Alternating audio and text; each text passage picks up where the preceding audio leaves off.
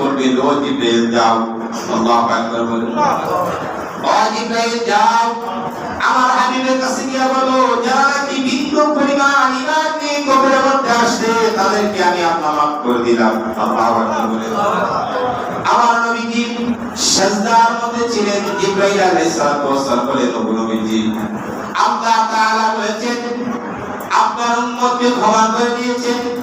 যে উম্মত সরিষা দানা পরিমাণ ঈমান নিয়ে কবরের মধ্যে আসে ওই ঈমানদারকে আল্লাহ পাক ক্ষমা করে জান্নাত দান করেছেন। আপনি তাদেরকে ধরে ধরে জান্নাতে নিয়ে যান। জোরে বলুন সুবহানাল্লাহ। এই ব্যক্তি সরিষা পরিমাণ ঈমান নিয়ে কবরে যাবে, আমার নবীজি তাকে ধরে জান্নাতে পৌঁছে দেবেন। সুবহানাল্লাহ। জোরে বলুন সুবহানাল্লাহ। তো ঈমান বুঝেন, সরিষা পরিমাণ ঈমান। তো আমাদের ঈমানের হালত কি, আমাদের অবস্থা কি, আমরা কি পরিমাণ ঈমানদার?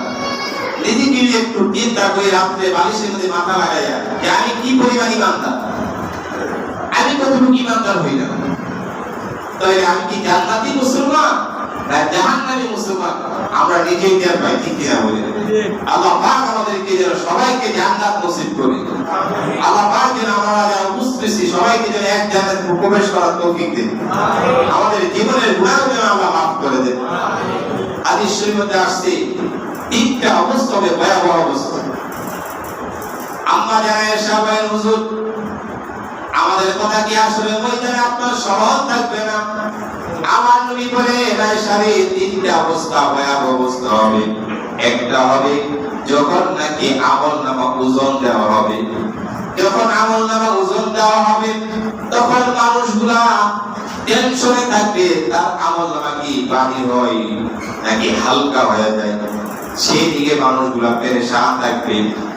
আরেকটা অবস্থা হলো আমলনামা যখন ডান হাতে দিবে বাম হাতে দিবে, হাতে দেওয়ার সময় মানুষগুলা পেরেশান হবে, আমার আমলনামাটা কি ডান হাতে আসবে না বাম হাতে আসবে। আরেকটা অবস্থা হলো ফুলসিরাতের ফুল 30,000 বছরের রাস্তা, বলেন কত হাজার? 30,000। ফুলসিরাতের ফুলটা হলো 30,000 বছরের রাস্তা। এই ফুলটা হলো হীরার চাইতে দাম, চুলের চাইতেও চিকন এমন একটি রাস্তা, যারা নাকি জান্নাতে তারা মুহূর্তের মধ্যে পার হয়ে যাবে। আল্লাহু আকবার। 30,000 বছরের রাস্তা। এখন দেখেন না 20 দিন যখন আসে, এখন তুফানের সময় 20 দিন কি কয়েক ঘন্টা থাকে নাকি? না না, দেখবে বাতিটা জ্বলবে দিতে পারে। ঠিক তেমনি ভাবে চোখের বাতি দিতে যেরকম সময় লাগে, ঠিক তেমনি ভাবে ঈমানদার মুমিন মুসলমান যারা তারা চোখের বাতি দিতে দিতে 20 দিন মতো দুসরা পার হয়ে যায়। সুবহানাল্লাহ। আর যারা জাহান্নামে যাবে, যাওয়ার পরে কাইটা সেরা জাহান্নামের মধ্যে পড়ে যাবে। এইজন্য আমার নবী বলেন এই তিনটা অবস্থা হবে ভয়াবহ অবস্থা। আমলনামা যখন কারোর বাম হাতে আসবে, বাম হাতে আসবে, বাম হাতে দিবে আমলনামা, কিন্তু সামনে দিক দিয়ে দিবে না, পিছন দিক দিয়ে দিবে।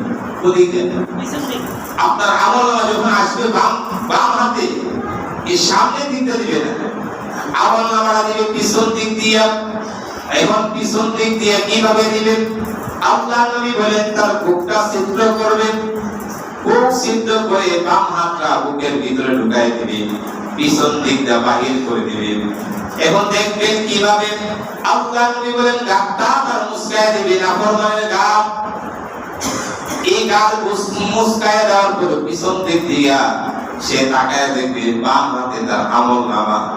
এখন আল্লাহ বলবেন ইকরা কিতাবাকা কাফা বিনাফসিকাল ইয়াওমা আলাইকা হাসিবা। আজকে তোমার হিসাব তুমি নিজের চোখে দেখো, দুনিয়ার জমিনে কি আমল করেছো, তুমি কি ভালো নেক আমল করেছো না খারাপ করেছো, তোমার হিসাবটা তুমি নিজেই বেরিয়ে দেবে। ঠিক কি আমল?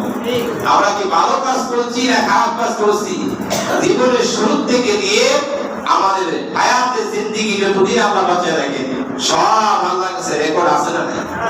বলে রেকর্ড আছে না নাই? সব একদিন আল্লাহর কাছে প্রকাশ হয়ে যাবে। আপনি কার বিরুদ্ধে কি করেছেন সেই তো আপনার প্রকাশ হয়ে যাবে। কি হয়ে যাবে? প্রকাশ হয়ে যাবে। আমি যদি একজনের মিথ্যা মামলা দেই সেটা প্রকাশ হবে, আমি যদি একজনের মিথ্যা সাক্ষী দেই সেটা প্রকাশ হবে, আমি খারাপ কাজ করলে সেটা প্রকাশ হবে, আমি ভালো কাজ করলে সেটাও কি হবে? প্রকাশ হবে। আল্লাহ